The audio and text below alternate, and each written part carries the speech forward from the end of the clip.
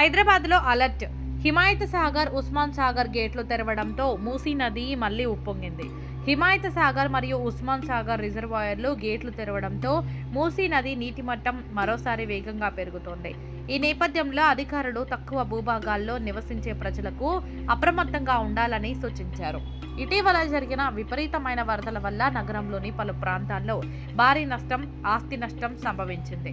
మూసీ పరిసర ప్రాంతాల్లో చెత్త, మట్టి కట్టలు, ధ్వంసమైన మలినాలు ఇంకా తొలగించకపోవడంతో మళ్లీ వరదలు వస్తే అదే పరిస్థితి తిరిగి రావచ్చని భయాందోళనలు వ్యక్తమవుతున్నాయి.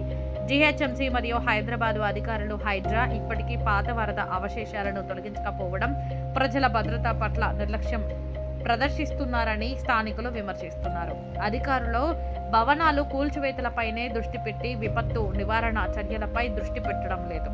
గతసారి వరదల సమయంలో జీహెచ్ఎంసీ మరియు సంబంధిత శాఖలు తక్కువ భూభాగాల వారికి ముందస్తుగా ఎలాంటి హెచ్చరిక లేక అలర్ట్ ఇవ్వలేదు. ఫలితంగా అనేక ఇళ్లు నీట మునిగాయి. ప్రజలు తీవ్ర ఇబ్బందులు ఎదుర్కొన్నారు. ఇక చాదర్ఘాట్ ప్రాంతంలో మూసీ నీటి మట్టం పెరుగుతుండడంతో చాదర్ఘాట్ పోలీసులు ప్రజలను అప్రమత్తం చేస్తూ తక్కువ ప్రాంతాల్లో నివసించే వారిని సురక్షిత ప్రదేశాలకు వెళ్లమని హెచ్చరిస్తున్నారు.